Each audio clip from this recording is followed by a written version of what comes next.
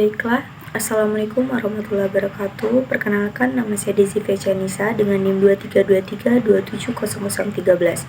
Di sini saya akan menjelaskan materi tentang teori sosial budaya, yaitu materinya paradigma definisi sosial. Paradigma definisi sosial menurut Max Weber, paradigma definisi sosial khusus dari karya Weber, yakni dalam analisisnya tentang tindakan sosial. Konsep Weber tentang fakta sosial berbeda sekali dari konsep Durkheim. Weber tidak memisahkan dengan tegas antara struktur sosial dengan peranata sosial. Struktur sosial dan peranata sosial keduanya membantu untuk membentuk tindakan manusia yang penuh arti dan makna. Kedua, yaitu salah satu perbedaan paradigma definisi sosial dengan pendahuluannya. Paradigma fakta sosial ialah pengakuannya terhadap pemahaman subjektif dari individu, keberadaan fakta sosial independen terhadap individu dan tidak dapat direduksi menjadi fakta-fakta individual. Ketiga, yaitu paradigma ini bertolak dari asumsi bahwa manusia mempunyai kemampuan yang kreatif, inovatif, dan daya selektif yang kuat, sehingga apa yang diperbuat bersumber tindakan seorang. Contohnya, paradigma definisi sosial, seorang pengemis tampil menyedihkan untuk mendapatkan perhatian, simpati, bantuan dari orang lain.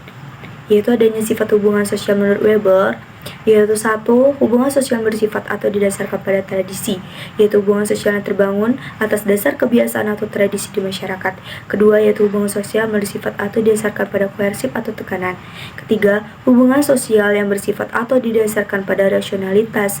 Dan keempat, tindakan sosial menurut Weber.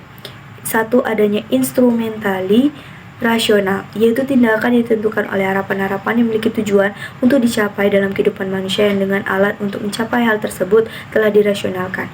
Contohnya, bekerja keras untuk mendapatkan nafkah yang cukup, berinvestasi di pasar saham untuk mendapatkan keuntungan maksimal, atau memilih sekolah terbaik untuk menjamin masa depan yang cerah. Kedua, yaitu value rasional, yaitu tindakan yang didasari oleh kesadaran, keyakinan mengenai nilai-nilai penting seperti etika, agama, dan nilai-nilai tingkah laku manusia.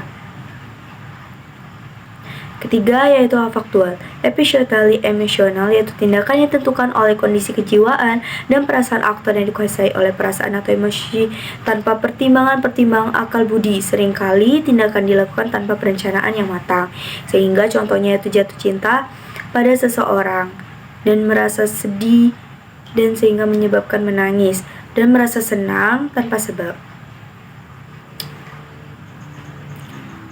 Jadi konsep Weber itu lebih ke tentang fakta sosial yang lebih ke memisahkan dan tegas antara struktur sosial, dan dia juga mempunyai beberapa perbedaan, yaitu dari definisi sosial itu adanya fakta sosial, dan dia juga mempunyai yaitu paradigma ini bertolak dari asumsi bahwa manusia itu mempunyai kemampuan yang kreatif, yaitu manusia itu bisa berpikir secara kreatif dan manusia itu bisa menciptakan suatu hal-hal yang jauh lebih kreatif.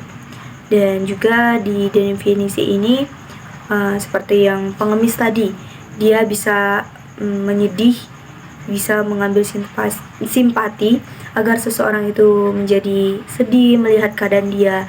Tapi terkadang kan kita melihat itu banyak sekali pemulung itu yang memanfaatkan, dan pemulung itu malahan mendapatkan nilai keuangan yang dia mendapatkan itu jauh lebih besar dari yang kita lihat. Kita mungkin sedih terhadap pemulung, tapi kita tidak tahu berapa hasil yang mereka dapatkan dari yang sedihan kita yang kita lihat. Seperti itu juga pengemis. Terus juga tipe tindakan menurut Weber ini yaitu pertama itu kan adanya instrumental nasional, di mana tindakan yang itu oleh harapan-harapan memiliki tujuan. Jadi tindakan ini mempunyai tujuan yang jelas. Seperti pengemis tadi, dia mengemis tujuannya itu ya pertama agar seseorang itu menjadi simpati, kasihan, sehingga seseorang itu memberikan sedikit rezekinya kepada dia, kepada si pengemis, dan pengemis itu ya mendapatkan rezeki dari mendapatkan uang untuk melanjutkan kehidupannya. Terus juga seperti adanya jatuh cinta pada seseorang, kita kan tidak tahu jatuh cinta itu bisa tanpa alasan yang jelas. Ketika kita melihat seseorang itu, kita menjadi kagum, bukan dari fisiknya, bukan dari materinya, tapi mungkin dari perlakuannya. Terus juga ada juga yaitu dari segi tradisional, yaitu kebiasaan-kebiasaan yang mendarah daging, seperti kita kalau melewati orang yang lebih tua, kita membukukan badan, itu sudah seperti kebiasaan kita. Terus juga seperti ya, membukukan badan tadi kan itu sudah seperti kebiasaan kita untuk menghormati yang lebih tua, atau menghormati ketika kita jalan ada orang di depan kita, kita membukukan badan. Jadi itulah presentasi dari saya. Lebih kurang saya mohon maaf. Saya akhiri. Wabillahi taufiq wal hidayah. Wassalamualaikum warahmatullahi wabarakatuh.